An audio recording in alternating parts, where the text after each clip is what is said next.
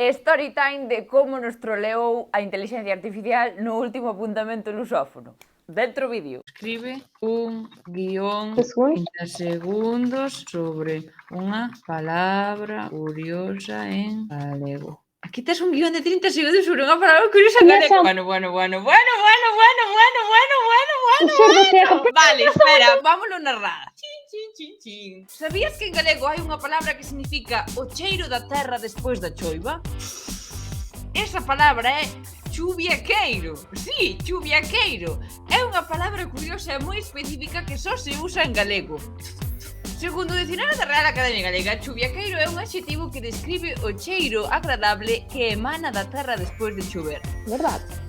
Así que a próxima vez que sintas ese cheiro tan especial despois dunha choiva, xa sabes como describilo.